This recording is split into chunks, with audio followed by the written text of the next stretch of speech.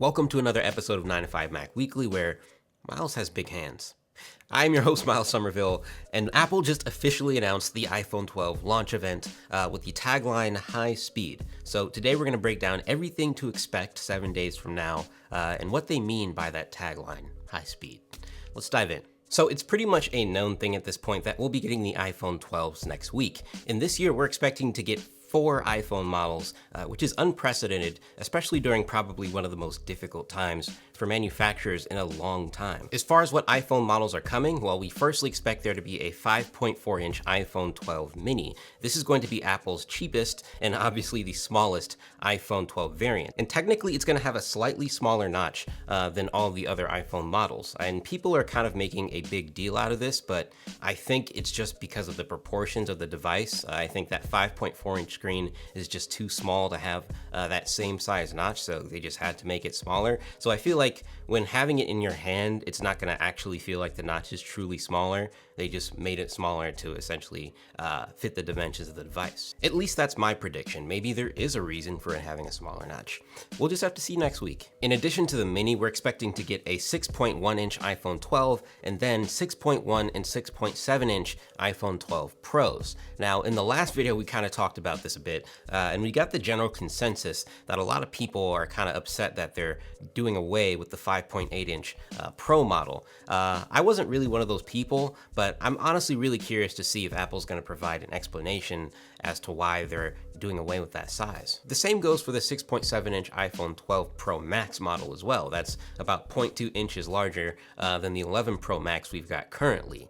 So I wonder if Apple's going to provide like an actual explanation for why they're making it larger. I think it's probably just because they're trying to make room for other components, likely the 5G radios, but we'll see. The 6.7-inch Pro Max model has also been expected by some to possibly be the one iPhone 12 model that gets at 120 hertz refresh rate display this year. And that would be amazing if it happened, but I don't think that's in the cards, honestly. I think Apple's probably just going to save that for all the iPhones next year. I think that makes much more sense. But it's at least good to know that the entire iPhone 12 lineup is getting OLED displays this year, because that's going to be a bit better than the liquid retina displays we got on the 11 and the 10R. We know that the entire iPhone 12 lineup is going to feature the A14 processor that made its debut in the iPad Air 4 a few weeks back. And on a side note, I think we should definitely expect some shipment updates on that iPad next week. But yeah, the iPad Air 4's A14 benchmarks actually leaked a few days ago, and based on the numbers we're seeing, the iPhone 12s are going to be crazy powerful. So I definitely expect Apple to be flexing the prowess of the A14 inside the iPhone 12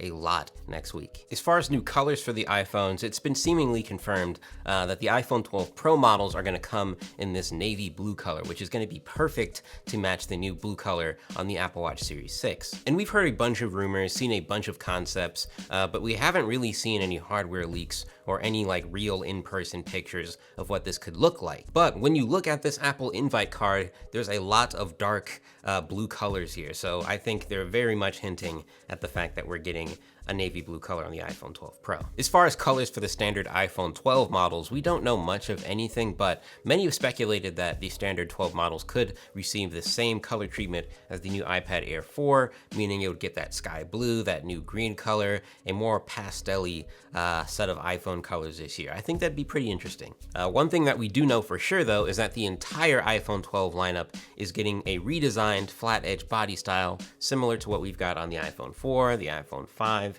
in the iPad Pro.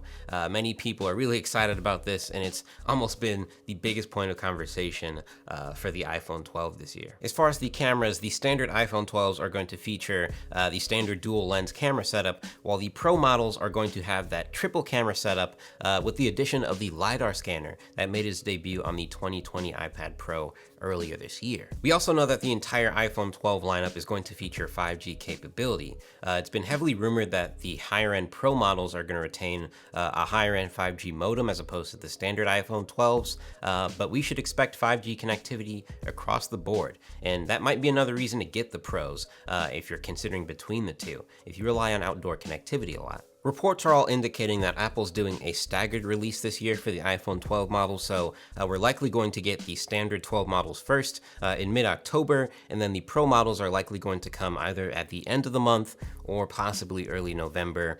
We'll just have to see. Now, Apple's pretty much making it a tradition now to release an AR Easter egg whenever they announce a launch event of one of their products, and this year we've got this one, and it's quite interesting. When we tap on it, it explodes here, and we've got the date and a bunch of circles floating around.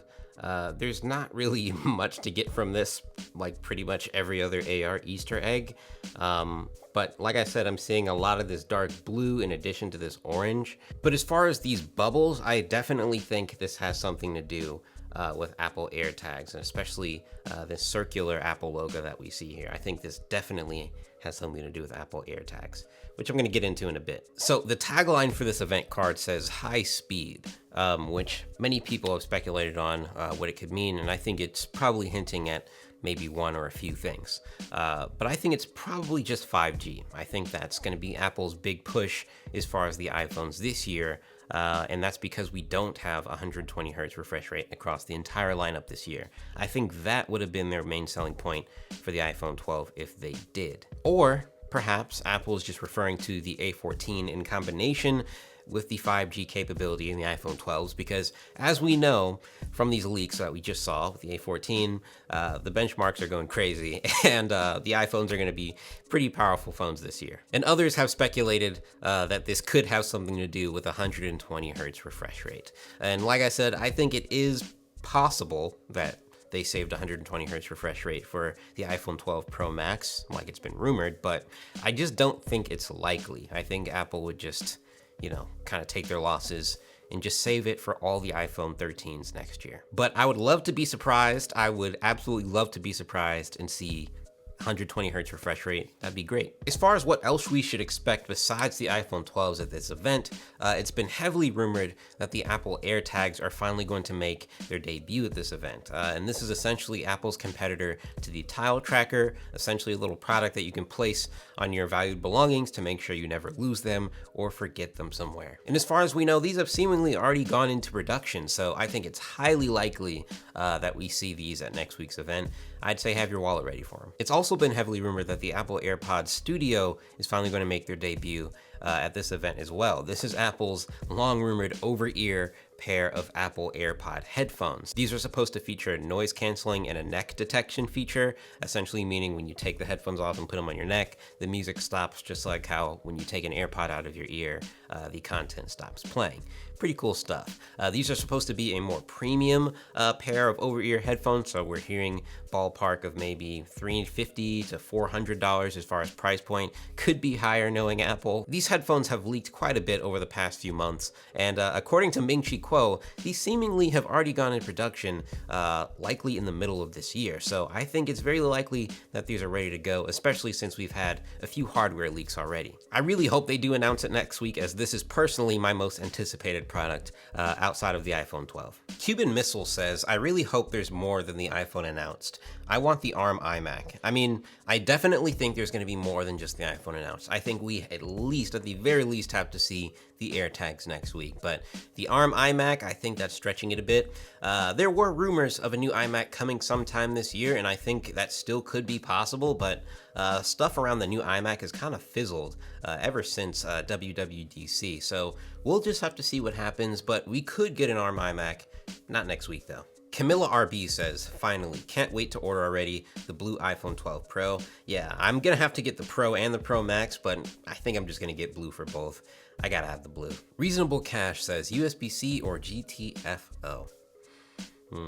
I don't think anybody's told him. Jason Ames says, my prediction is that the high speed refers to 120 hertz screens.